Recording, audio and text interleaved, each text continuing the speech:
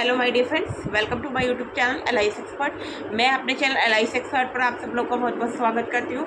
So friends, आज हम एक टॉपिक पढ़ेंगे। लास्ट टॉपिक है ये unit 8 of the UGC net का। तो इसमें हम ये टॉपिक पढ़ेंगे digital preservation. Digital preservation India में क्या क्या है ये हम देख लेते हैं। India is a major digital preservation project focused on finding antiquities, manuscripts, culture heritages using state-of-art technology. These efforts are coordinated by the Ministry of Culture and Methods. Key platform include Chetan, Virtual Museum Builders, and the National Center Audio and the National Cultural Audio Video Archive. Abhishek Patel portal for National Archives record. Government of India is heavily investing in IT backed archiving initiative to combine with the digital obstacle and securing the national rich history. Several core digital preservation projects are currently leading this mission. पहला इसमें cultural and heritage preservation है, दूसरा हमारा tax manuscript archiving है, third हमारा national technological initiative है, fourth है इसमें फोर्थ हमारे मेजर डिजिटल प्रिजर्वेशन प्रोजेक्ट्स क्या क्या है इंडिया में, तो वो हम देख लेते हैं। इसमें हमारा आता है ज्ञान भारत मिशन। ठीक है, पहला हमारा ज्ञान भारत मिशन आ जाता है। National cultural audio video archives ये आ जाता है। ठीक है, the Jatin virtual museum projects ये भी आ जाता है। अभिषेक भारत ये भी आ जाता है। ये सारी चीज़ें हमारी आ जाती हैं। और national mission on manuscript and antiquities ये भी आ जाता है। ठीक है, अब टेक्नोलॉजिकल डेवलपमेंट टूल्स क्या हैं जो डेवलप किए थे सीडैक्स पुणे ने, तो इसमें हमारे कुछ प्रोजेक्ट्स आ जाते हैं। Any two any metadata conversion है, पीडीएफ आर्काइवल कन्वर्टर है, हेड ऑफ स्टोरेज प्लेटफॉर्म्स है। ये सारे हमारे डिजिटल प्रिजर्वेशन प्रोजेक्ट इंडिया में है। अब इंटरनेशनल में कौन से हैं? इंटरनेशनल में आता है हमारा major international digital preservation projects जो ग्लोबल कल्चरल इकोनॉमी में बॉन्ड डिजिटल रिसर्च क्या क्या है, हिस्टोरिकल आर्काइव क्या है जिसमें रहते हैं, अगेन टेक्नोलॉजिकल ऑब्सेशन में, मीडिया डिकेज में। बीस कोलैबोरेशन फ्रेमवर्क इस्टेब्लिश करता है लॉन्ग टर्म आर्काइवल स्टैंडर्ड और इंश्योर करना परपेचुअल पब्लिक एसेट्स को। इसमें आ जाता है prominent international digital preservation initiative, पहला ये आ जाता है। उसके बाद major international alliances and collaboration दूसरा ये आ जाता है। फिर हमारा core framework and global standard ये आ जाते हैं। इसमें स्टैंडर्ड में बता देती हूँ कौन कौन से हैं। OAIS रेफरेंस मॉडल है। उसके बाद प्रीमिसेस मेटाडाटा स्टैंडर्ड है। थर्ड है हमारा ISO 16363 स्टैंडर्ड। उसके बाद टेक इंफ्रास्ट्रक्चर और टूल्स यूज जो होते हैं ग्लोबली वो आ जाता है। इसमें क्लॉक एस है, डी स्पेस है, बैगेट्स है। अब ये तो हमने पढ़ लिया कि कौन कौन से प्रोजेक्ट्स हैं नेशनल और इंटरनेशनल में। अब हम स्टैंडर्ड पे आ जाते हैं, कौन कौन से स्टैंडर्ड हैं। Digital library standard are the set of manageable policy procedure and technical aspect design to ensure long term and unencrypted access to digital assets. ये सारी चीज़ें हैं ये एक्सेस में, डिजिटल एक्सेस में करना। ठीक है, इसमें हमारा पहला कॉन्सेप्ट आ जाता है कॉन्सेप्चुअल फ्रेमवर्क, दूसरा प्रिजर्वेशन मेटाडाटा, थर्ड हमारा फाइल फॉर्मेट स्टैंडर्ड, ये सारी चीज़ें आ जाती हैं। फोर्थ है हमारा इसमें स्टोरेज एंड रिपोजिटरी गाइडलाइन, ये सारी चीज़ें हमारी आ जाती हैं। अब कोर सिस्टम कॉन्सेप्चुअल और सिस्टम मॉडल्स क्या है, इसमें ISO 14721 है, OAIS रेफरेंस मॉडल्स है। उसके बाद हमारा दूसरा आ जाता है ISO 16363 ट्रस्टेड वार्थी डिजिटल रिपोजिटरी है। मेटा स्टैंडर्ड में हमारे आ जाते हैं प्रीमिसेस और मेटा इसका प्रिजर्वेशन मेटा डाटा, इसको इमीडिएशन स्ट्रेटेजीज कहते हैं। मेट्स में हमारा Meta data encoding transmission standard कहते हैं, ये आ जाता है। लॉन्ग टर्म प्रिजर्वेशन फाइल्स में हमारी आ जाती है ISO 19005, ये आ जाती है। टिफ हमारे आ जाए tagged image file format ISO.IEEC 26300, ये चीज़ हमारी ओपन डॉक्यूमेंट फॉर्मेट में आ जाती है। प्रैक्टिकल इम्प्लीमेंटेशन फ्रेमवर्क्स जो है ये भी आ जाता है, इसी का ही पार्ट, इसी में ही आ जाता है ये स्टैंडर्ड में। अब हम आ जाते हैं मेथड्स क्या क्या है। मेथड्स क्या है, डेट इन्वॉल्व करता है एक्टिव मेंटेनेंस और मैनेज करना डिजिटल सेट्स को प्रिजर्व करने के लिए, डेटा स्टैंडर्ड डिग्रेडेशन को, फॉर्मेट ऑब्सेशंस को और हार्डवेयर फेलियर को। ये अचीव होता है थ्रू 2+3/1 रूल के कॉपीज़ में। इसमें 2 डिफरेंट मीडियाज रहते हैं, 1 ऑफसेट लोकेशन रहते हैं, एक्टिव फाइल फॉर्मेट मिटिगेशन के लिए, रूटीन इंटीग्रेशन चेकिंग के लिए।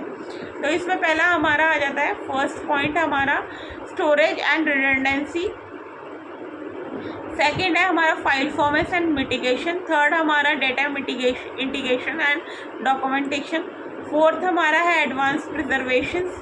ये सारे फीचर्स हैं। कोर टेक्निकल मेथड्स इसमें क्या क्या आते हैं हमारे, कोर टेक्निकल मेथड्स में आता है emulations, media refreshing, technology preservation, digital archaeology, ये सारी चीज़ें आ जाती हैं।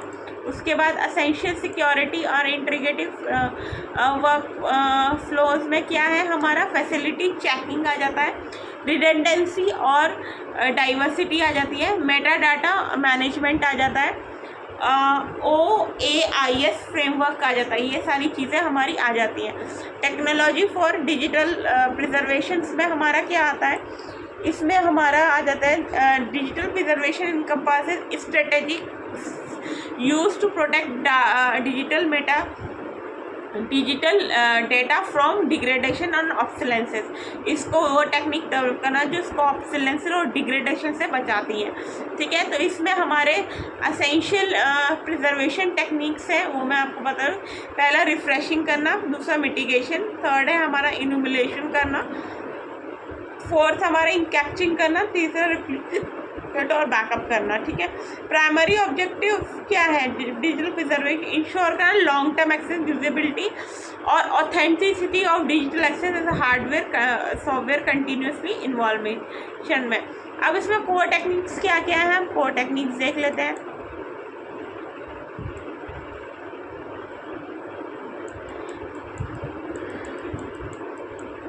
कोर टेक्निक्स में हमारा फॉर्मेट मिटिगेशन आ जाता है, इन्यूमरेशंस आ जाता है, प्रिजर्वेशन आ जाता है, रिप्लिकेशन आ जाता है, टेक्नोलॉजी प्रिजर्वेशन आ जाता है, इनकम्पेशंस आ जाता है। ठीक है, और इसमें डेटा इंटीग्रिटी में क्या है, डेटा इंटीग्रिटी में हमारा आ जाता है मेटा डाटा अटैचमेंट और स्टैंडर्डाइजेशन, ये सारी चीज़ें आती हैं इसमें। उसके बाद स्ट्रेटेजी क्या है, इम्प्लीमेंटेशन अप्रोच क्या है, की एडवांटेज क्या है, 2-3-1 बैकअप रूल्स होते हैं इसमें, डिस्ट्रीब्यूटेड रिपोजिटरी रहती है, हाइब्रिड और क्लाउड्स रहते हैं। ये सारी स्ट्रेटेजीज हैं। इम्प्लीमेंटेशन अप्रोच ये सारा है इसमें, मैं बता देती हूँ। इम्प्लीमेंटेशन रोल इसमें 3 कॉपीज़ रहती हैं अक्रॉस द 2 डिफरेंट मीडियाज में with 1 storage security of sites में। और की एडवांटेज है the highly resilience against the localise physical disasters में। ठीक है, और डिस्ट्रीब्यूटेड रिपोजिटरी में क्या आता है, डिस्ट्रीब्यूटेड रिपोजिटरी में आता है आइडियलाइज करना कॉर्पोरेट नेटवर्क लाइक लॉग्स को। ठीक है, lot of copies keep stuff space, ये सारी चीज़ें हैं। कंटिन्यूस ऑटोमेटेड ऑडिटिंग करना और की एडवांटेज में फाइल हीलिंग अक्रॉस नोड्स में, ये सारी चीज़ें करना। ठीक है, हाइब्रिड क्लाउड्स में हमारा peer high paid high speed local network storage रहता है with scalable cloud preservation storage में। इसके बाद इसमें की एडवांटेज है balance appropriate approach providing quick local coverage and state safe off site preservations में। अब इसके पर्पस देखते हैं, पर्पस क्या क्या है। पर्पस ऑफ डिजिटलाइजेशन का लॉन्ग टर्म कंटिन्यूअस एक्सेस करना डिजिटलाइज इंफॉर्मेशन का वाइल मेंटेन करना उसकी ऑथेंटिसिटी को, इंटीग्रिटी को, यूजेबिलिटी को ओवर द टाइम पे। It is beyond the simple data backup by actively protecting digital assets against the rapid technological change and media degradation. इसमें हमारा पहला आता है preservation technology obsession, combating media degradation दूसरा आता है, इंश्योरिंग करना अथॉरिटी को और इंटीग्रिटी को, लास्ट हमारा मेंटेनेंस एंड अंडरस्टैंडिंग आता है। ये चीज़ हमारी आ जाती है इसमें।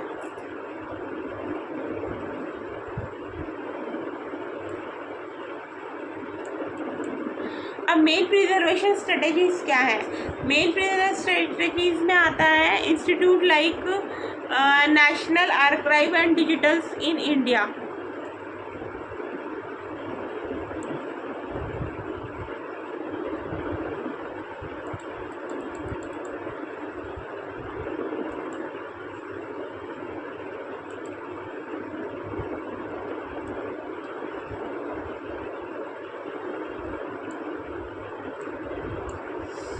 आप मेन प्रिजर्वेशन स्ट्रेटेजीज देख लेते हैं। इसमें आता है institute like national archives and digital preservation collections, data mitigation में पीरियोडिकली ट्रांसफ़र करना डिजिटल मटेरियल को फ्रॉम ऑब्सोलेट हार्डवेयर और सॉफ्टवेयर से।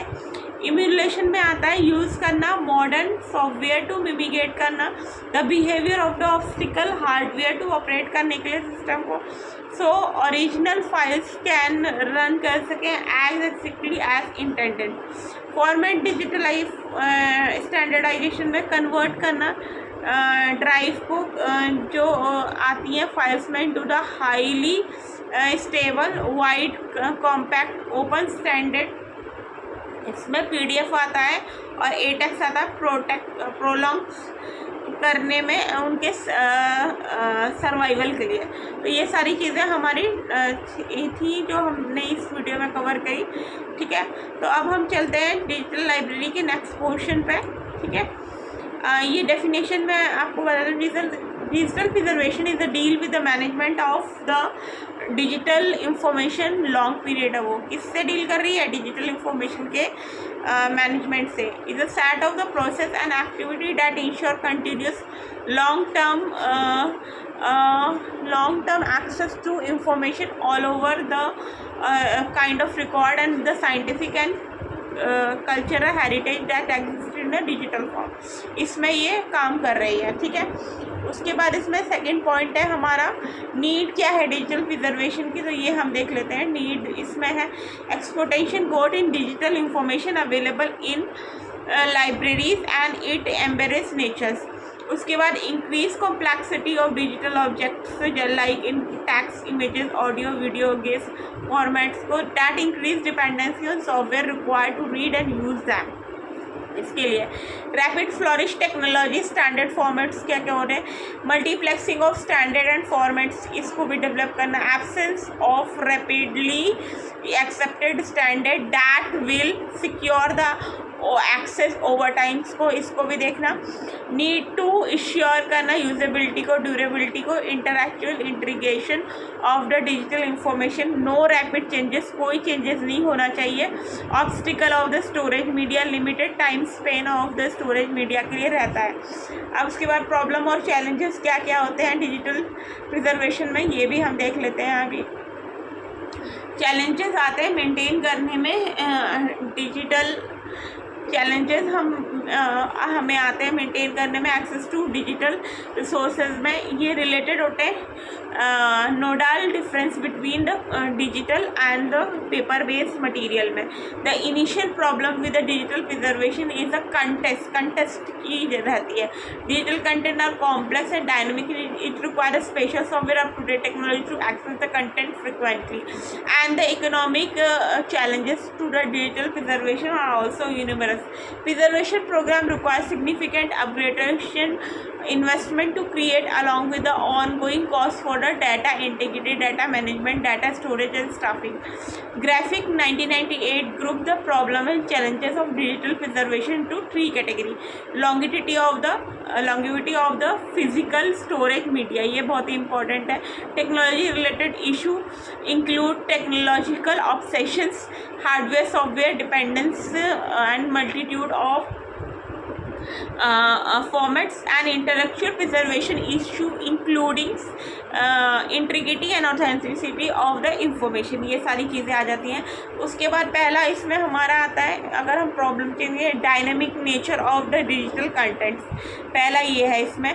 दूसरा हमारा मशीन डिपेंडेंसी, ये भी आ जाता है. तीसरा हमारा ग्रीवी फ्रेगिलिटीज़ ऑफ द मीडियाज, ये क्या है. टेक्नोलॉजिकल ऑब्सेशंस क्या क्या है, ये भी आ जाता है. Short life span of the digital media, ये चीज़ें भी हमारी आ जाती हैं. 6 हमारा फॉर्मेट एंड स्टाइल. 7th जो है copyright and intellectual property right issues हैं, वो आ जाते हैं. इसके बाद हम देखते हैं इसमें क्या आ जाता है. प्रिंसिपल ऑफ द प्रिजर्वेशन जो अप्लाई हुए जाते हैं डिजिटल प्रिजर्वेशन को. ये क्या है. Principle of the preservation that are being practice for the preservation of the analogue media are also applicable to the preservation in the digital worlds. In essence, the digital preservation define a priority for existing the life of the digital information resources.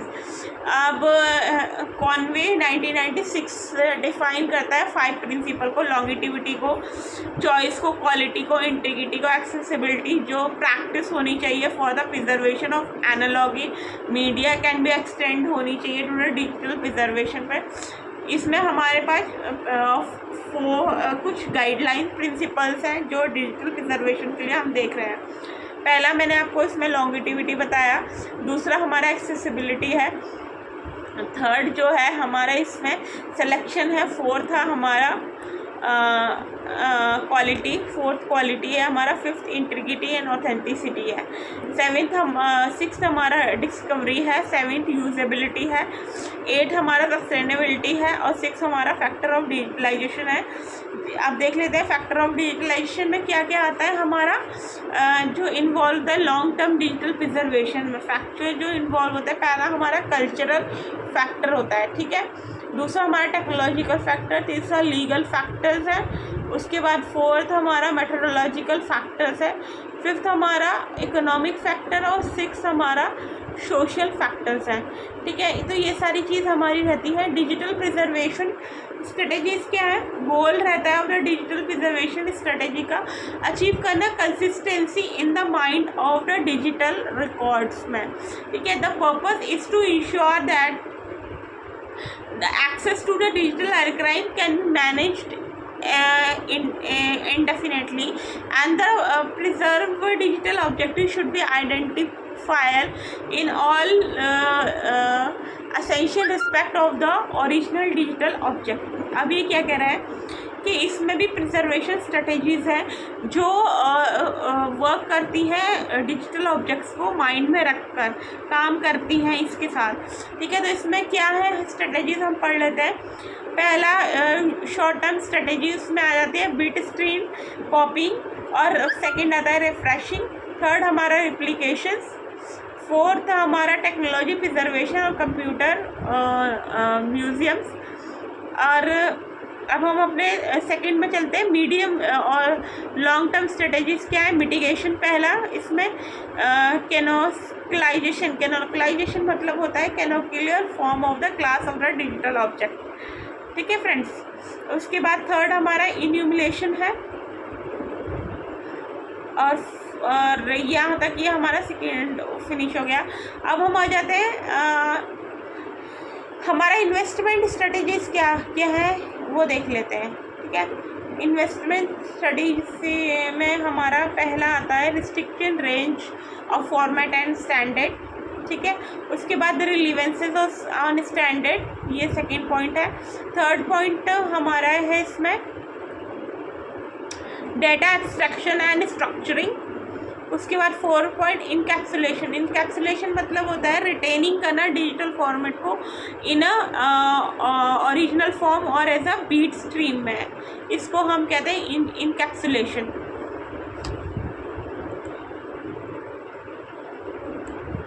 उसके बाद open, इसमें encapsulation हमने पढ़ दिया। इसमें एक चीज़ और है इनकैप्सुलेशन में ही, मैं आपको open archive information system model के बारे में बताया गया। ये रिप्रेजेंट करता है मॉडल फॉर्म ऑफ इनकैप्सुलेशन को, जिसमें डिजिटल ऑब्जेक्ट प्लेस की जाती है together with the represented information need to interpret करने के लिए बीट अप्रोक्सीमेटली फॉर एक्सेस के लिए। ठीक है फ्रेंड्स, तो ये यहाँ पे ये फिनिश हो गया। उसके बाद सॉफ्टवेयर री इंजीनियरिंग क्या है, ये भी इसका रिलेटेड टॉपिक है। यूनिवर्सल वर्चुअल फोटोग्राफ्स, ये भी आ जाता है इसमें। अब अल्टरनेटिव स्ट्रेटेजीज क्या है, analogue backup, digital archaeological of data recovery, ये हो गया हमारा। उसके बाद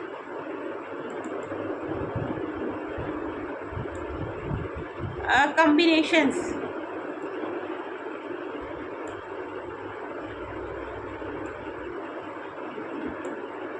कॉम्बिनेशंस हमारा आ गया। इसमें कॉम्बिनेशंस क्या क्या है। उसके बाद हमारा जो 8 पॉइंट है वो डिजिटल राइट मैनेजमेंट और डिजिटल प्रिजर्वेशंस में है। पहला हमारा आता है copyright and other intellectual property rights, जो इसमें हमारा पहला पॉइंट है। दूसरा हमारा आता है एक्सेस एंड सिक्योरिटी। थर्ड हमारा आता है इसमें स्टेक होल्डर और contract and grant conditions, moral rights. ठीक है फ्रेंड्स। फोर्थ हमारा प्राइवेसी एंड कॉन्फिडेंसी है, और फिफ्थ है हमारा बिजनेस मॉडल्स एंड लाइसेंसिंग, और सिक्स्थ है लीगल डिपॉजिटरी। तो ये सारी चीज़ें मैंने आपको बताई, इसके क्या क्या टाइप्स ऑफ फॉर्मेट्स हैं, सारी चीज़ें मैंने आपको क्लियर कर दी हैं। अब हम इसके लास्ट टॉपिक पर चलते हैं। ठीक है फ्रेंड्स, तो लास्ट टॉपिक्स भी एक ही है, इसमें जो रह गया है वो भी मैं अभी आपको वो पढ़ा देती हूँ।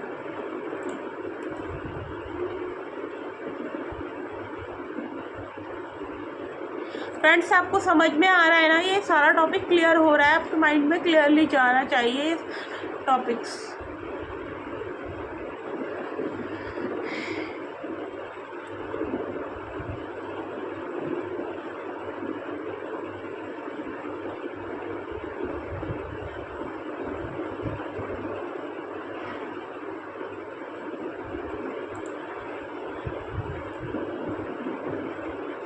चलिए हम आ जाते हैं अब प्रिजर्वेशन मेटाडाटा क्या होता है। प्रिजर्वेशन मेटाडाटा एक तरीके का बिल्डिंग ब्लॉक है डिजिटल प्रिजर्वेशन प्रोग्राम्स के लिए। Without a preserving metadata but digital material will be lost. Preservation metadata provide whittle information which make the digital object self documented over the across times. अब ये क्या कह रहा है, अगर हम डिजिटल प्रिजर्वेशन मेटाडाटा को लेंगे तो वो एक लॉन्ग टर्म के लिए हमारी सेल्फ डॉक्यूमेंटेड फॉर्म में हमें मिल जाएगी। तो the part of the model provide an overview of the preservation metadata metadata model standard and function of the digital preservation programmes. ठीक है, तो अब हम इसमें पहला देख लेते हैं। पहला मॉडल्स क्या है जो सिलेक्ट किए गए वर्ल्ड वाइड और Indian initiative toward the digital program में, इसको कहेंगे हम डिजिटल प्रिजर्वेशन मेटाडाटा। ये प्रोवाइड करता है, क्या प्रोवाइड करता है हमें फ्रेंड्स, ये प्रोवाइड करता है हमें डिजिटल प्रिजर्वेशन मेटाडाटा एक स्ट्रक्चर वे टू डिस्क्राइब करना, करेक्ट करना इंफॉर्मेशन नीड टू मैनेज करने के लिए प्रिजर्वेशन ऑफ डिजिटल रिसोर्सेज को। It is a one of the vast fundamental blocks है in the digital preservation program में, असेंशियल है इन ऑर्डर टू स्टैब्लिश करना द डॉक्यूमेंट ऑथेंटिसिटी को, इंटीग्रिटी को, प्रोविनेंस और trustworthiness of the digital objects को। Open archive information system में क्या आ जाता है, open archive initiative model develop किया गया था नासा कंसल्टेटिव कम्युनिटी के द्वारा for space and data system के लिए। ये कॉन्सेप्चुअल फ्रेमवर्क है फॉर डिस्क्राइबिंग करना archival system long term preservation of the digital data के लिए। ठीक है फ्रेंड्स, तो ये सारी चीज़ें हैं। उसके बाद इसमें पहला पॉइंट हमारा आ जाता है submission information package. SIP is a contact and associated meta data integrate होता है into the repository at the time of deposit में। अब आर्काइवल इंफॉर्मेशन पैकेज इस तरीके का एक कंटेंट एसोसिएट मेटा डाटा जो स्टोर करता है, मैनेज करता है रिपोजिटरी को ओवर द लॉन्ग टर्म्स में। डिसैमिनेशन इंफॉर्मेशन पैकेज DIC एक तरीके का कंटेंट मेटा डाटा है, प्रोवाइड किया जाता है by the repository in response to access करना रिक्वेस्ट बाय यूजर्स को। ठीक है, तो ये 3 पॉइंट्स मैंने आपको बताया। उसके बाद OAIS फंडामेंटल आइडेंटिटी क्या है, ये मेन टेबल से मैं आपको बता देती हूँ।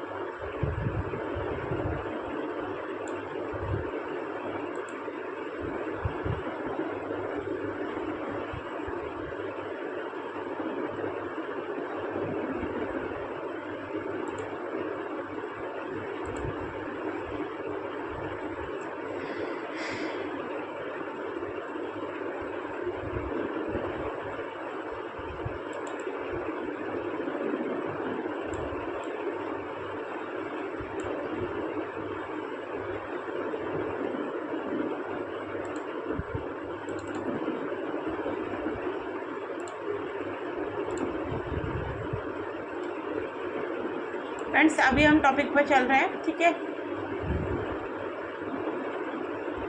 देखिए अब हम टॉपिक पे आ गए हैं, तो मैं आपको ये समझाती हूँ। ठीक है, तो ये हमारे पास एक जो OSI फंक्शनल आइडेंटिटी का एक मॉडल है, जिसमें क्या दिया हुआ है, पहले बीच में सेंटर में हमारा आर्काइवल स्टोरेज रहता है, उसके बाद हमारा प्रिजर्वेशन प्लानिंग, सबसे नीचे हमारा एडमिनिस्ट्रेशन प्लानिंग, यहाँ इंटीग्रेशंस रहता है, यहाँ एक्सेस रहता है, और सेंटर में हमारा जो रहता है आर्काइवल स्टोरेज, उसमें ही जो है इधर के साइड में जिससे कनेक्टिविटी बनती है वो है डेटा मैनेजमेंट। क्या है, डेटा मैनेजमेंट। तो बीच में सेंटर में हमारा क्या है, आर्काइवल स्टोरेज, इधर इंडिकेट्स एक्सेस, यहाँ पे एडमिनिस्ट्रेशन, ऊपर प्रिजर्वेशन प्लानिंग, और इसी के ही बिल्कुल ऊपर हमारा डेटा मैनेजमेंट रहेगा। ठीक है फ्रेंड्स, तो ये हमारा टेबल था जो मैंने आपको क्लियरली समझा दिया है। अब हम आगे बढ़ते हैं।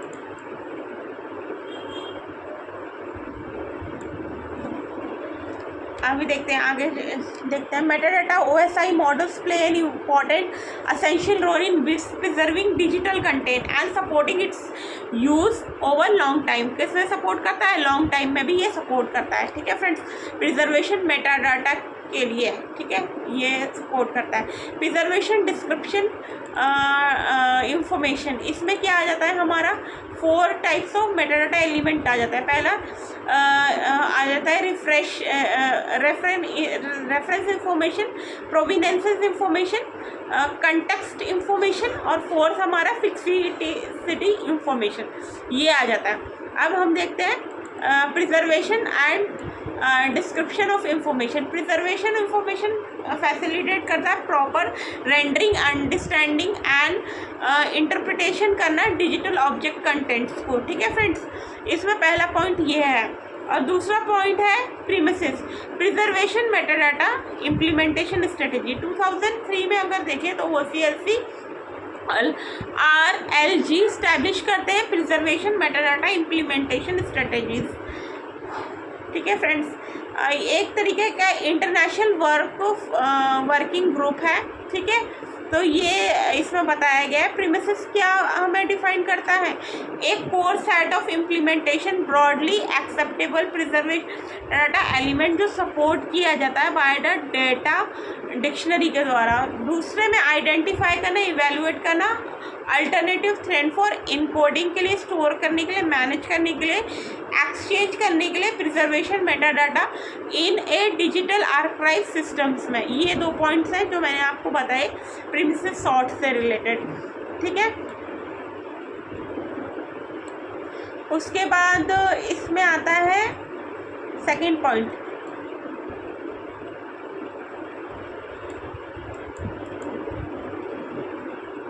पहला तो हमारा आ गया प्रिजर्वेशन एंड डिस्क्रिमिनेशन, उसमें मैंने पॉइंट सारे क्लियर कर दिए 2.2 में। उसके बाद हमारा आता है फीचर्स जो प्रोवाइड करते हैं। पॉइंट 3 हमारा आता है मेट्स में क्या आता है, standard for packaging metadata and content together in digital repository system. ठीक है, तो इसे समझते हैं ये क्या है। ये प्रीमाइस तो मैंने आपको बता ही दिया, मेट्स पढ़ा रही हूँ। METS data encoding and transmission standard एक तरीके का डिवाइस है जो ऑर्गेनाइज करता है, लिंक करता है डिफरेंट टाइप्स ऑफ मेटाडाटा को as to associate content with किसके, ये बहुत है OAIS रेफरेंस मॉडल, ये मैंने अभी आपको बताया भी, उसी से ही लिंक करता है।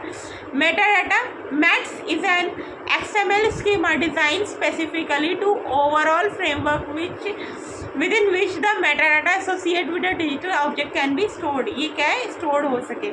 इसमें इन्होंने 4 फीचर्स लिए, वो भी मैं बता देती हूँ आपको क्या क्या फीचर्स हैं। इसमें a file inventory of all file associated with a digital object including image files, text, audio and video. A section of the administrative metadata, section of the descriptive metadata, structure might be indicate hierarchical manner how the various component of the item related to each other and so allowing the instituted element to be navigated by the user। अब इसमें क्या है, major function of preservation programs क्या है, इसमें हम कहते हैं यूनेस्को गाइड करता है preservation of the digital hierarchy, जिसमें डिफाइन करता है full flagged digital preservation program को जो परफॉर्म किया जाता है। पहला इसमें आता है क्रिएटिव करना एक सेफ प्लेस को। दूसरा हमारा इंटेजेनियस है। ठीक है, इंटेजेनियस में क्या क्या हमारे पॉइंट है, ये है एक प्रोसेस ऑफ लोडिंग करना digital to digital repository with a descriptive meta data for subsequent retrieval, जिसको हम रेफर कहते हैं इंट्रीगेट्स में। इसमें ये चीज़ है ये। ठीक है, ये हमारा इंडेक्स है। उसके बाद इसमें थर्ड पॉइंट आता है आर्काइवल स्टोरेज।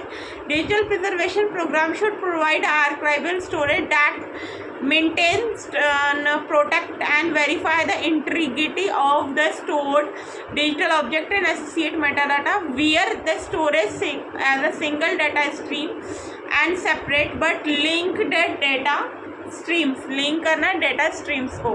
ठीक है फ्रेंड्स, तो ये हमारा आर्काइव स्टोरेज आता है। प्रिजर्वेशन फंक्शन, इसमें क्या आता है प्रिजर्वेशन फंक्शन में, प्रिजर्वेशन फंक्शन एक प्रिजर्वेशन प्लानिंग कहते हैं। जो प्रिजर्वेशन प्लानिंग होती है, मॉनिटर करना thirst feasibility of digital material specify करना रिक्वायर्ड है टू काउंटर करने के लिए इस ट्रेंड्स को, while the archival storage offer करता है डेटा प्रोटेक्शन को, से कंटिन्यूस एक्सेस को हैज़ टू बी इंश्योर किया जाना चाहिए। ठीक है, टेक्नोलॉजिकल चेंज जो अफेक्ट करते हैं एक्सेसिबिलिटी को, ये मॉनिटर किए जाने चाहिए। ठीक है, अब उसके बाद ये तो 4 पॉइंट हो गए। 5th पॉइंट हो गया हमारा इम्प्लीमेंटेशन करना प्रिजर्वेशन स्ट्रेटेजीज को। प्रिजर्वेशन स्ट्रेटेजी डिस्क्राइब की गई subsequently in different method of in digital और रिकॉर्ड्स को। ये प्रोसेस ऑफ इम्प्लीमेंटिंग बहुत ही सिमिलर होता है। इसमें हम देखेंगे प्रिजर्वेशन स्ट्रेटजीज जो अडॉप्ट की जाए ये नेशनल आर्काइव ऑफ ऑस्ट्रेलिया के साथ। ये देखते हैं हम नीचे। पहला, आइडेंटिफाई करना मटेरियल जो रिक्वायर है प्रिजर्वेशन के लिए। दूसरा, रिसर्च अप्रोच क्या है प्रिजर्वेशन स्ट्रेटजीज के लिए। तीसरा, इसमें हमारा टेस्ट प्रपोज सॉल्यूशन क्या है। 4th हमारा इसमें बैकअप रिकॉर्ड जो आइडेंटिफाई किया जाता है प्रिजर्वेशन के लिए। ठीक है, और 5th हमारा है अप्लाई करना प्रिजर्वेशन ट्रीटमेंट को। 6th है हमारा इसमें audience to integrate of the preservation record.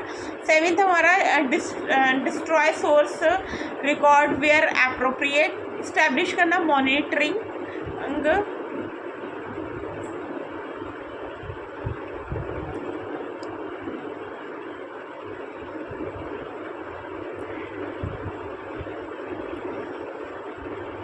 Establish करना मॉनिटरिंग रेसिंग को। और डेटा मैनेजमेंट इसमें 9 पॉइंट अब आ जाता है। इसमें डेटा मैनेजमेंट क्या है, ये तो इसका सब टाइप है। डेटा मैनेजमेंट में क्या होता है, मैनेज करना डाटा को in archive as generate its own data that the material is stored and what the access and about the management of the archive को किस तरह से मैनेज किया जाता है। फिर इसमें आता है हमारा एक्सेस कैसे हो। ठीक है, एक्सेस भी हमारा कहता है functional access provide the user interface to archive allowing user to browse search and discovered its holdings to request for the material and receive its copy। Request करना मटेरियल के लिए और उसके को रिसीव करना। लेनियंसन एंड एडवोकेसी में क्या आता है, ये प्रिजर्वेशन प्रोग्राम और लाइब्रेरी अडॉप्ट करती है गुड प्रैक्टिस हो among the provider of the digital content with the aim to facilitate करना long term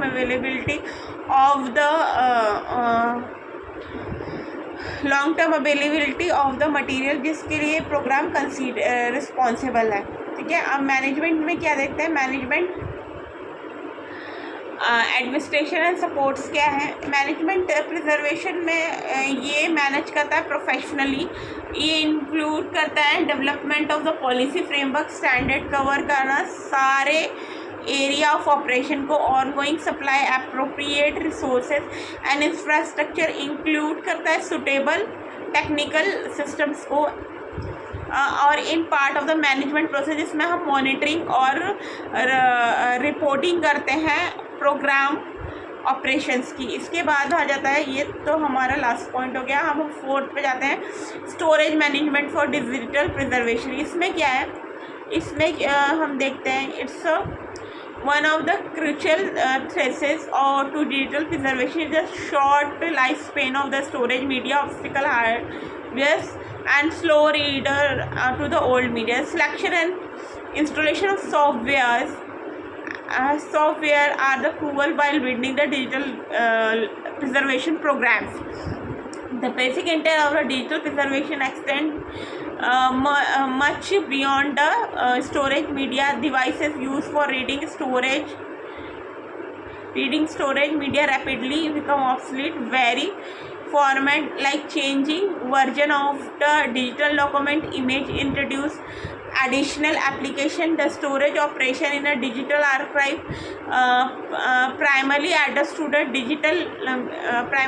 the media level formatting of the information, objectivities.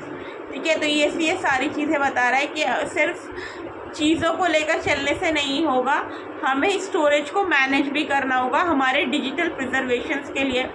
ठीक है, primary consideration for storage of digital media, ये क्या कहता है, level of hierarchy और redundancy को maintain करना। A digital archive may have the multiple level storage depend upon the level of accepted use and expected retrieval performance के द्वारा, इसके द्वारा ये चीज़ों को देखना या उनको सरवाइव करना। बेसिकली इसमें ये है, स्टोरेज मैनेजमेंट करते हैं हमारे डिजिटल प्रिजर्वेशंस के लिए।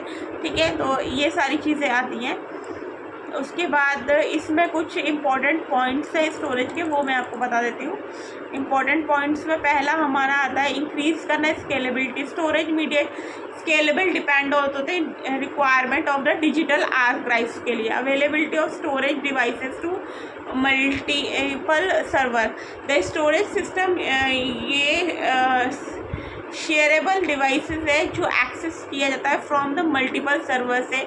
इंक्रीज़ करना अवेलेबिलिटी को, sharing among the storage devices allow करता है इफेक्टिव लोड बैलेंसिंग को, रिडंडेंसी को।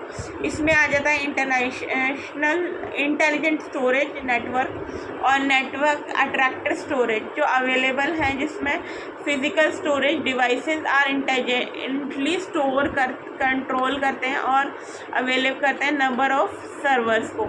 हाई स्पीड थ्रूपुट्स को डिवाइसेस यूटिलाइज करते हैं, फाइबर चैनल को कैरी आउट करते हैं ट्रैफिक को between devices at high speeds.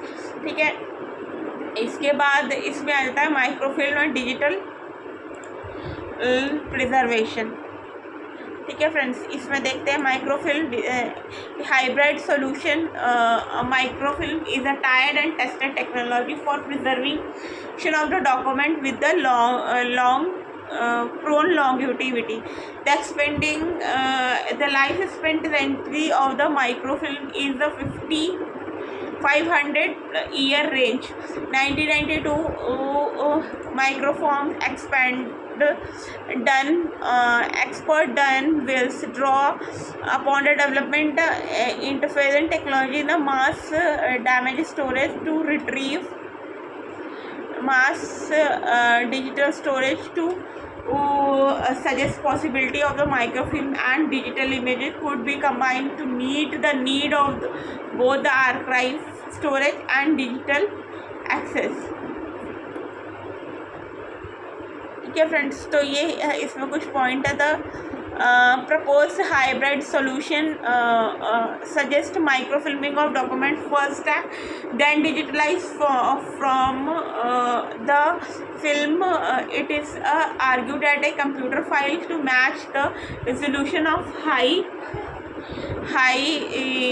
resolution Microsoft film. The item needed scan over the 600 document per inch, which is practically impossible to privilege scanning technology. It would incredible scanning time and storage. तो अब ये क्या बता रहा है, ये बता रहा है कि हम माइक्रोफिल्मिंग और डिजिटल प्रिजर्वेशन कर रहे हैं 1992 से, और इसमें हमने इतना काम 600 डॉट पिक्सल इंच तक का स्कैन करके काम करके रख लिया है। ठीक है, तो ये सारी चीज़ ये शेयर कर रहा है हमसे। उसके बाद हम देखते हैं इसमें मेजर, अब लास्ट पॉइंट पे आते हैं। इसमें मेजर डिजिटल प्रिजर्वेशन प्रोग्राम इसमें थे Portico digital preservation program, lots of copy keep stuff safe programs था। ठीक है, क्लॉक कंट्रोल्ड क्लॉक प्रोग्राम था। ठीक है, डिजिटल प्रिजर्वेशन इन इंडिया में पहला हमारा जो आता है centre for excellent of the digital preservation projected अंदर होता है national digital preservation program of the department of the electronic information technology government of India. इसमें पहला हमारा आता है conduct research and development digital preservation. दूसरा डेवलप करना pilots digital preservation repository, help करना टर्निंग करने में the network of the trustworthy digital repository को as a long term goals में डिफाइन करना, digital preservation standard by involve करके expert from the stakeholder organisation consolidation disseminate करना the digital preservation best practice generated through various project like National Digital Preservation Program जो note करता है for pan India digital preservation को। Preservation input to digital department of electronic and communication technology is a formation of the national digital preservation policy strategies by identify selecting and the activity for preservation digital preservation programs में। Last point में है spread करना awareness about the potential threats and risk due to the digital obstacle and the digital preservation best practice। तो अब हम इसको यहाँ तक ये इसके कुछ पॉइंट्स हैं ये जो मैंने आपको बताए, ये ध्यान में रखने फ्रेंड्स पॉइंट्स कि कंडक्ट की थी रिसर्च और development in digital preservation, develop किया था प्लॉट डिजिटल रिपोजिटरी, इस चीज़ को इन्होंने डेवलप किया था। ठीक है फ्रेंड्स, और उसके बाद डिफाइन करना डिजिटल प्रिजर्वेशन स्टैंडर्ड्स को। ठीक है फ्रेंड्स, ये भी आपको समझ में आना चाहिए। इसके बाद प्रोवाइड करना input for department of electronic communication technology को, ताकि हमारा डिजिटल प्रिजर्वेशन प्रोग्राम डेवलप हो सके। स्प्रेड करना awareness for potential risk attend due to the digital obsolescence में। ठीक है, तो अब हम रिकॉल कर लेते हैं हमने क्या क्या आज पढ़ा है, फटाफट से ये रिकॉल हो जाएगा, फिर हम इसको सम अप करेंगे फ्रेंड्स। ठीक है,